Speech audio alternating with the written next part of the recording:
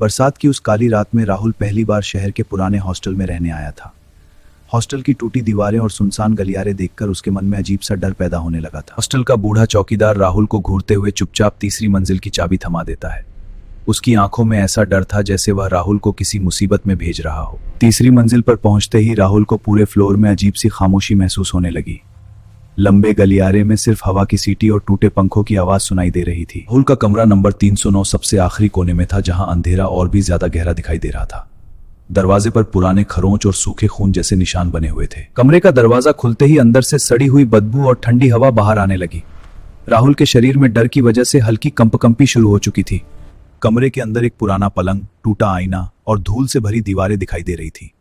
लेकिन सबसे डरावनी बात यह थी कि कमरे में किसी के चलने की धीमी आवाज आ रही थी। राहुल ने डरते हुए कमरे की लाइट जलाई तो अचानक आईने में एक लड़की की परछाई दिखाई दी, लेकिन पीछे मुड़कर देखने पर वहां कोई मौजूद नहीं था। यहाँ कोई नहीं है। धीरे धीरे कमरे का तापमान इतना ठंडा हो गया कि राहुल की सांसों से धुआं निकलने लगा। उसे महसूस हो रहा था कि कमरे में कोई अदृश्य ताकत मौजूद है। अचानक कमरे का दरवाजा अपने आप जोर से बंद हो गया और पूरी बिल्डिंग में चीख गूंज उठी। राहुल डर के मारे दरवाजे की तरफ भागा, लेकिन वह खुल ही नहीं रहा था। नहीं, खुलो खुलो दरवाजा। कमरे के कोने में रखा पुराना रेडियो अचानक अपने आप चालू हो गया। रेडियो से धीमी आवाज में किसी लड़की के रोने की आवाज सुनाई देने लगी। राहुल ने हिम्मत करके रेडियो बैंड किया, लेकिन आवाज बंद होने के बजाय और तेज हो गई। अब ऐसा लग रहा था जैसे कोई लड़की कमरे में बैठकर रो रही हो। अचानक पलंग के नीचे से किसी के नाखून घसीटने जैसी डरावनी आवाज आने लगी। राहुल का दिल इतनी तेजी से धड़क रहा था कि उसे सांस लेना मुश्किल लगने लगा। राहुल ने कांपते हाथों से पलंग के नीचे झांका तो वहां खून से सना हुआ हाथ दिखाई दिया। उस डरावने नजारे को देखकर राहुल चीख पड़ा। कुछ ही सेकंड बाद पूरा कमरा अचानक अंधेरे में डूब गया और बिजली चली गई।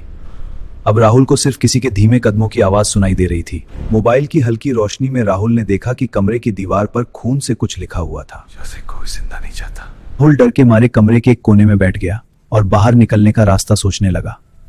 तभी उसे कमरे के बाथरूम से पानी टपकने की आवाज सुनाई दी। बाथरूम का दरवाजा अपने आप धीरे धीरे खुलने लगा और अंदर गहरा अंधेरा दिखाई देने लगा। राहुल की आंखें डर से पूरी तरह फैल चुकी थीं। अचानक बाथरूम के आईने में उसी लड़की का चेहरा दिखाई दिया जिसकी परछाई राहुल पहले देख चुका था। उसकी आंखों से खून बह रहा था और चेहरा बेहद डरावना लग रहा था। कुछ सेकंड बाद बाथरूम के अंदर से जोर जोर से हंसने की आवाज आने लगी। पूरे कमरे में अब किसी अदृश्य शक्ति का खौफनाक असर महसूस होने लगा था। राहुल ने दरवाजा तोड़कर बाहर भागने की कोशिश की, लेकिन तभी किसी ने उसका पैर पकड़ लिया। नीचे देखने पर वहां कोई दिखाई नहीं दे रहा था। अरे कौन है, कौन है ये? राहुल जमीन पर गिर पड़ा और तभी कमरे की सारी चीजें अपने आप हवा में उड़ने लगी। उस कमरे का डर अब पहले से कई गुना ज्यादा भयानक हो चुका था। अचानक कमरे की दीवारों पर पुराने खून के निशान उभरने लगे और चीखें गूंजने लगी। राहुल समझ चुका था कि इस कमरे में कोई भयानक राज छिपा हुआ है। राहुल को अचानक याद आया कि चौकीदार ने उसे इस कमरे में जाने से मना किया था, लेकिन अब बहुत देर हो चुकी थी क्योंकि वह इस डरावनी ताकत के बीच फंस चुका था। अचानक कमरे के बीचों बीच वही भूतिया लड़की दिखाई देने लगी जिसकी मौत सालों पहले इसी कमरे में हुई थी। उसकी डरावनी मुस्कान देखकर राहुल की आवाज तक बंद हो गई। भूतिया लड़की धीरे धीरे राहुल की तरफ बढ़ने लगी और कमरे की हवा और भी ठंडी हो गई। राहुल डर के मारे पीछे हटते हुए दीवार से टकरा गया। अचानक भूतिया लड़की ने जोर से चीख मारी और पूरा कमरा हिलने लगा। टूटी खिड़कियों से तेज हवा अंदर आने लगी थी। राहुल ने पूरी ताकत लगाकर दरवाजा खोला और गलियारे की तरफ भागने लगा, लेकिन उसे महसूस हुआ कि कोई अदृश्य चीज उसके पीछे दौड़ रही है। भागते समय राहुल ने देखा कि पूरे हॉस्टल के कमरे अचानक अपने आप खुलने लगे थे। हर कमरे के अंदर अंधेरे में अजीब परछाइयां खड़ी दिखाई दे रही थी। आखिरकार राहुल किसी तरह नीचे पहुंचा, लेकिन चौकीदार वहां मौजूद नहीं था। पूरा हॉस्टल अब बिल्कुल सुनसान और मौत जैसी खामोशी से भरा हुआ था।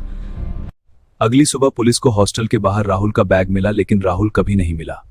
आज भी लोग कहते हैं कि रात के समय कमरा नंबर 309 से किसी लड़के की चीखें सुनाई देती हैं।